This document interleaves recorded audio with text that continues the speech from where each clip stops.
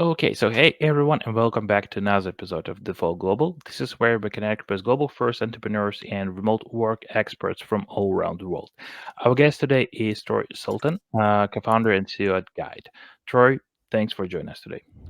Thanks for having me.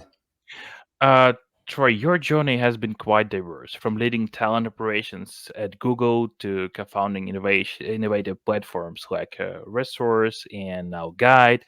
So, with that, I guess it makes sense to start with a quick intro. Could you maybe please tell us a bit about your journey that led you to where you're now at your current role at Guide? Sure.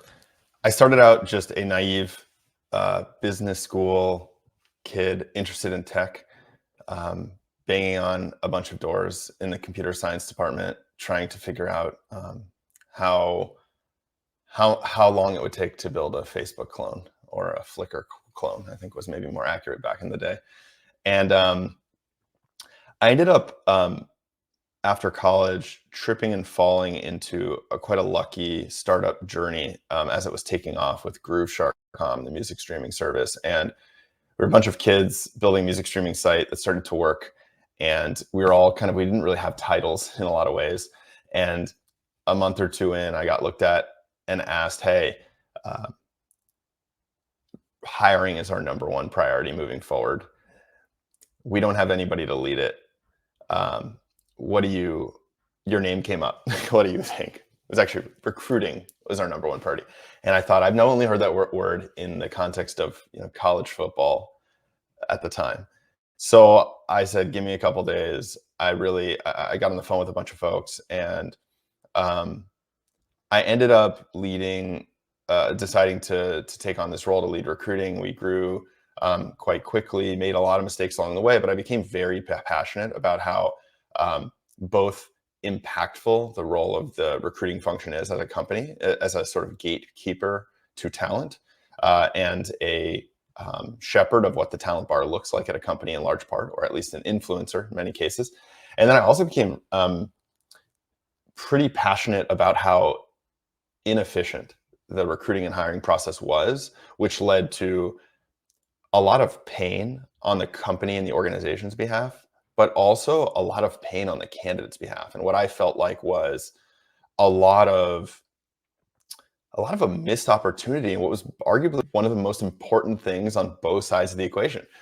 A company was just paperwork and a bunch of people, so it really needed great people. That was what made up a company. And on the other side, for any given candidate, um, their work makes up most of their life, their waking hours. And so it could be such a meaningful part of one's life and fulfillment. It can also really make one miserable if they don't like their work. And so these things all felt kind of out of whack to me. And I looked around as like the sales and marketing tech space was getting a ton of venture capital and technological advancement at the time. Recruiting was getting none. And I felt there were some similarities, and it made me passionate enough to dive into entrepreneurship at the time with our first business, which was Resource. We were a recruiting CRM and outreach platform for talent teams.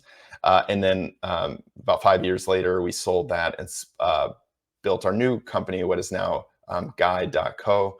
And Guide is a software platform that helps talent and recruiting operations teams automate the manual tasks that bog down recruiters and recruiting coordinators. And it gives them back about 30% of their time. And in turn, it helps organizations deliver a much faster, more transparent interview process. So we're kind of working at been working in this space for a long time. Okay. And reflecting on your journey from Google to leading Guide currently, can you share your observation on how job seekers' expectations and their experiences during the hiring process have changed, especially in the tech sector? Yeah, this is a hot topic because we're starting to see a little bit of a counter narrative emerge as the macroeconomic environment has started to see headwinds. And so I'm actually fairly passionate about this topic, and I may have a bit of a different take than many. Um, I think that we'd all agree a few years ago that candidates were gaining power, was the way that it was put. Candidates had optionality. I think this got exacerbated by the pandemic and the rise of remote work, where now our option set became even more so as a candidate. the global playground of potential employers, not just the ones that I can commute to. And so my options got big. And thus, I kind of maybe raised my standard or my qualification criteria for a job I would consider.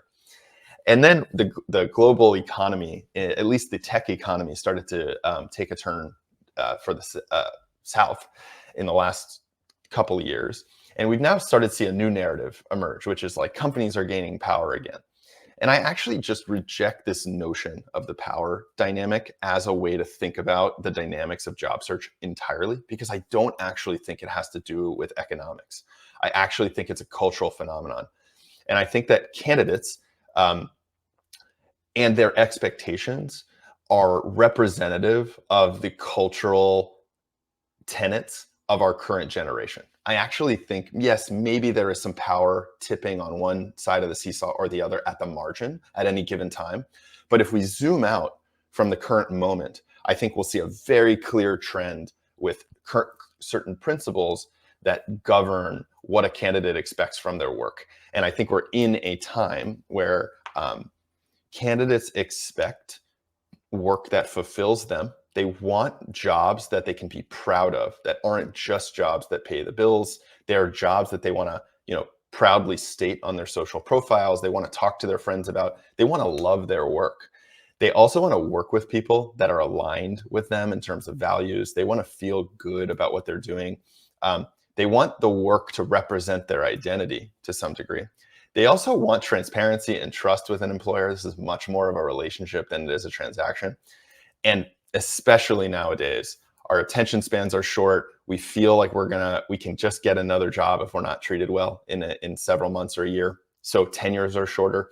We expect mobile on-demand experiences. If our Uber doesn't arrive in the 3 minutes that it said, but instead takes 7, we get frustrated. And so we want a digital first experience. We want a mobile experience, and we want that experience to be transparent and on demand when we want it. We don't want to have to wait for a phone call for a recruiter to get necessary information. We don't want to wait to the end of a process to get the salary range. We just want the damn information up front. And there's analogs in SaaS with PLG and self-serve products. Like, candidates want information so they can actually understand the job they're going to take. They're skeptical now. They don't want to get laid off in 3 months. They don't want to be back on the job search in 6 because they took a job that was different than what they were sold. They are more skeptical. They're asking more questions, and thus it's putting more strain on talent teams and companies to deliver transparent information to build trust. And speaking of that, you mentioned this, but I would like to go a bit deeper. So, how does Guide stand out in making this job search experience more human focused rather than transactional, as like you mentioned? Typically, when we interview with a company, the company has a fairly high fidelity picture of you as the candidate as you go through. You're typically feeding them a fair amount of information in the interview process. It's building a more and more robust profile of you and where you're at in their process, how many stages are left, who might you need to meet with next, etc. But the candidate, from the candidate's point of view into the company, it's typically a black box. The candidate is getting dripped little pieces of information, if they're lucky, as they go. So they can't really see ahead of their nose. They don't really know what's happening 2 steps from now. They don't know whether this process is going to be 5 steps in total or 10 steps. And they don't exactly know what each of those steps entail, so they can set their expectations appropriately and fit that into their life and other priorities. So Guide is really one of the first pieces of software that says, hey, look, organizations have software already that maps the anatomy of the interview process for them internally so they can bring a candidate through it. But the candidate does not have an equivalent version or an equivalent home base where they can live throughout the hiring process that maps out the anatomy of the company's interview process for them. And so Guide connects with the internal systems that a company uses to deliver each candidate that goes through the interview process with them a personalized dashboard that is their home base throughout their entire interview process, that shows them exactly what that entire interview process entails, and then where they're at in the process in real time, And it also, as they move deeper into the interview process, we enable the organization to unlock new, sometimes sensitive, but very helpful information to the candidate as they reach each new step of the process, so they can see more of the internals of the organization and get a much more realistic picture of what they'd actually join. This not only helps the candidate obviously get more clear on a big life decision as they go through, they can understand who they're meeting with next, what about, they can prepare to be successful, they can feel less anxious and nervous, but it also helps the company, because by being more transparent about what actually is going to live on the other side of this decision for the candidate, they're making it less likely that the candidates who opt in are surprised. And they're making it more likely that candidates who would not be a fit 2 months or 3 months in, Hmm. that they'd have to part ways with, can self-select out now by actually understanding what they're joining. So this actually helps both sides of the relationship. And I Hmm. think this is a more modern way for organizations, more long-term view for organizations to take with regard to their hiring strategy. And I guess you're talking about also about this candidate trust framework, right? That I guess you created. So could you walk us through how this framework works, right? And how it differs from traditional approaches? Can you talk more about this in some more maybe practical details? The candidate trust framework, that as we describe it, is really one of the core insights at Guide as it relates to what we've gleaned candidates want in order to make a favorable decision about a business. So, what traits and emotional states does a candidate need to feel in order to trust an organization? And that's really the key insight. It's based on the research that we've done over hundreds of thousands of candidates. Trust is the number one factor that plays into a job decision. There are, of course, candidates who will take a job with folks or an organization they don't feel they trust. It's typically because they have no other choice. So when there are options on the table, candidates will choose organizations in which they trust, even if other things like salary or benefits net out more positive in organizations they distrust. They'd prefer to make sacrifices for those that they do. And the trust framework is the word trust in the candidate trust framework is an acronym. And this T stands for transparency, the R for reciprocity, the U for unity, the S for speed, and the T for truthfulness. And these are the 5 traits that we've learned lead to a candidate feeling like they trust an organization. And these are also 5 levers that an organization can move or improve on throughout an interview process in order to build trust. So quickly moving through them, the transparency criteria is, does the candidate feel that you've been sufficiently transparent? The reciprocity one is, does the candidate feel that there's an equal sense of give and take so far in the conversation? Or have you just been asking for a lot and not really enabling the candidate to do the same? Unity is, does the candidate feel that they've been treated fairly and inclusively? Can they see themselves as part of this organization, not as an outsider? Speed is that, does the candidate feel that the pace of this conversation and relationship has moved at an ideal rate for them? Some candidates like to move fast, some like to move slow. The question is, does the company care about the candidate's world and life and what they're optimizing for? And truthfulness, lastly, is, does the candidate feel that the information that has been shared hasn't been true? Do they feel like they're maybe being deceived, or there's some sketchy factor to the Hmm. information that they're getting? And those together, we've found, equate to the level of trust that a candidate feels with their organization as they go through this decision process, which will have a big impact on their life. Yesterday I had a chat with Hung Lee. You also, I guess you have also spoken with him on his podcast, right? So, and one of the topics we discussed was balancing automation with personalization, right? So, Hank told me that he likes a more, I guess, hands-on approach, like giving rejections through video calls instead of emails, as an example, right? So this idea really resonates with me because I believe that this personal touch and building relationships are super important, in hiring. However, it is also true that having thousands of candidates every single day, for example, I'm talking about my company, my team simply won't find enough time to schedule all those rejections calls, for example, right? So it means that we don't have enough those personal touch. So how do you find the right balance of using automation in hiring while still keeping this personal connection with candidates? This really gets at an age-old dilemma in the recruiting world, which is quality versus efficiency. And in almost every recruiting uh, dynamic that you'll see, somebody somewhere is making a trade-off between delivering a slightly more personalized experience to one candidate or few, or reaching more candidates with a less personalized experience. And it's really unfortunate that this is true, but it seems like that's just the physics of things here on Earth today. Now, I will say this. I'm a huge fan of personalization. And when forced with the dilemma, I'm a big believer in fewer conversations that are more personalized. And that really is a general principle around however those conversations are happening, and whatever form they might take. However, I think we're at a very interesting point in our evolution as a technological society. And it plays into this uh, topic that's very in vogue right now, which is AI and automation. And I think that this is the real one place that I personally find interest in the AIification of our lives that's supposedly taking place right now as it relates to recruiting and hiring.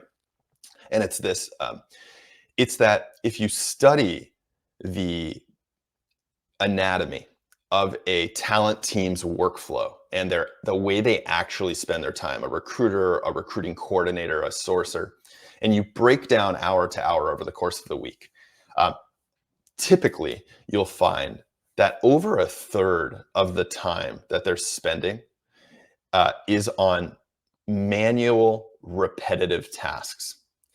And these are tasks that are very ripe for software to do.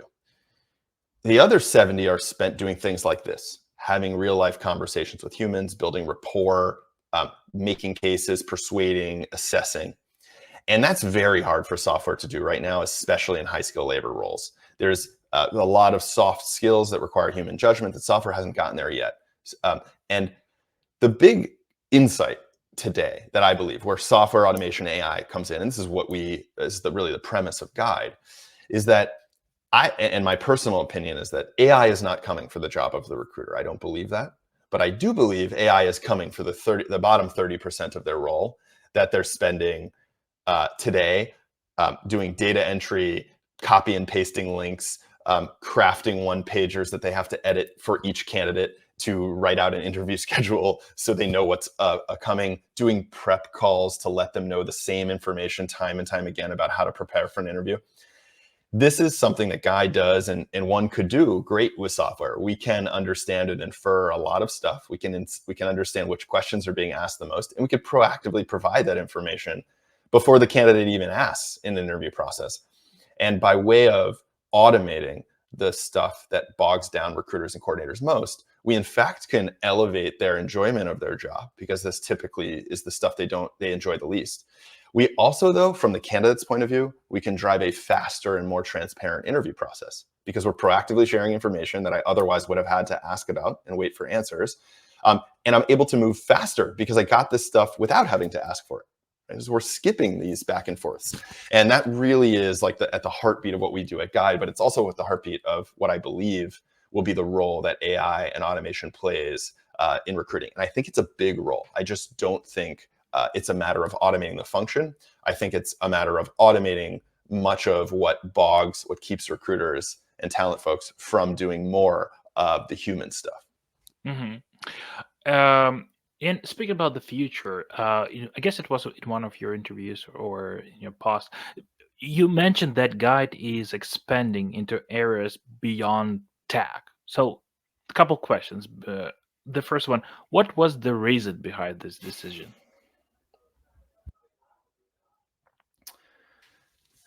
Really, if you look at the job search process, whether it's for a tech role or not, the principles, the fundamentals, and really what's going on here is more or less the same. It's just a two-way evaluation of fit for um, what's probably an impactful decision on both sides.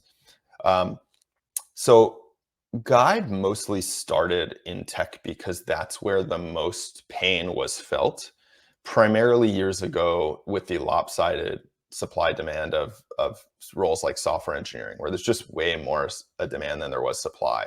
So this led actually a dynamic where companies were becoming increasingly motivated to differentiate from the next company because they wanted to win the talent that they were competing against others for. And so that's where we started. This enabled us to work with very progressive customers, but we've since found use cases in retail hiring all the way down to delivery drivers. There's frankly a lot of competition across many roles that you wouldn't think of as high skill labor roles that companies are competing um, tooth and nail to hire for. Because at the end of the day, if you don't have people, if you don't have talent, you can't deliver your product or service. And so this has become to some degree existential for companies that are finding that to be the bottleneck. So yeah, Guide really is just a role and industry agnostic way to deliver a better and more efficient and a more automated process to the people you interview, regardless of what type of role you might be interviewing for. So basically, you don't see any specific challenges or opportunities maybe in non-tech markets. It is the same. Yeah. I think the basic challenge is the same. I think for Guide's product in particular, there's probably a host of things that we can do to focus on more specialized sectors. One example is um, today, Guide is really great for any role in which job seekers rely on their email or are pretty big users of technology, right? They might converse back and forth with their recruiting team on email. They are looking at content on the mobile browser where Guide software can package that up and make it a lot easier to digest. There are many roles in which the workforce just simply doesn't rely on these methods. They're using text messages or WhatsApp, and they're maybe high turnover hourly labor.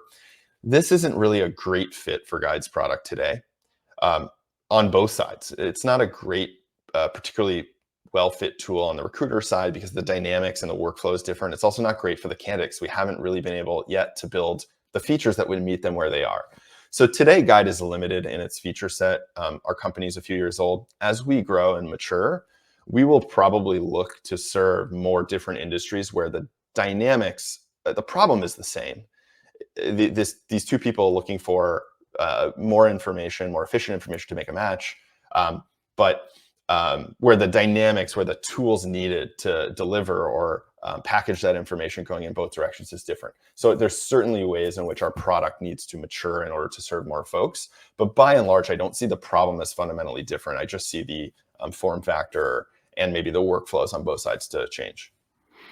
Got it. And probably my last question, reflecting on the changing landscape of recruitment, right?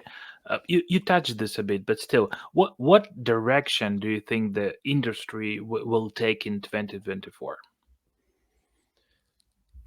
There are really two challenges creating a dilemma right now that I think will drive the next 5 years or so of job search and talent acquisition.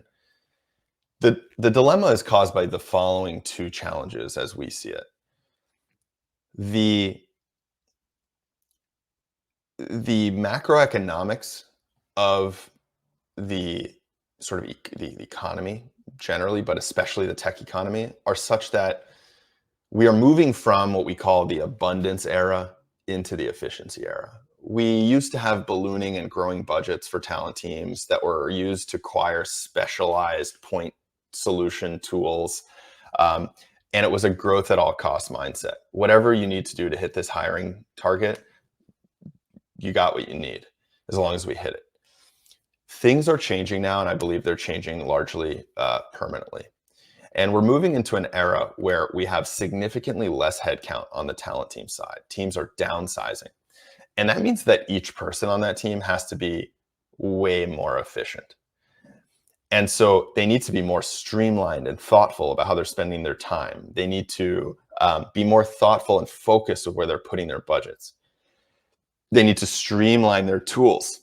They need more integration and data flow and automation to achieve that. But on the other side of the equation, you have candidates whose expectations are higher than ever. They are seeing the headlineification of layoffs.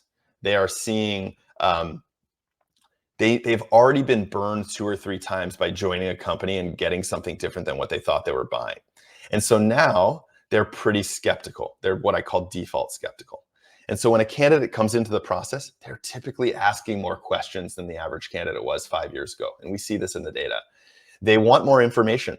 They expect more information, and they have more options. It's a global workforce now, as you know better than anyone. And so because of this is quite a dilemma. We have less resources in headcount, and we have more demanding candidates. And so this is what I believe will be the crux of what drives the rise of technology and AI in the recruiting space. And I believe it will be to deliver personalized experiences at scale.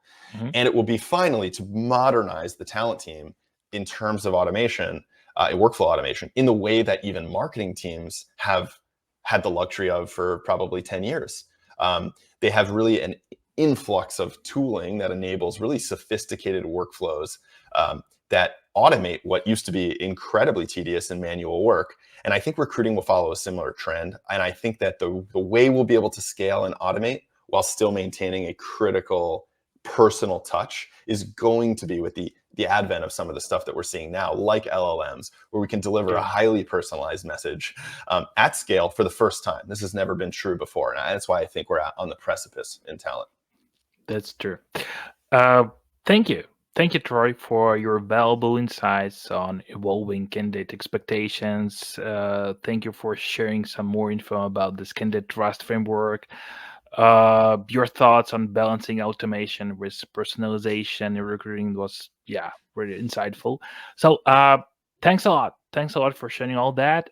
We wish you and Guide all the best. Thanks, Bit. I appreciate you having me.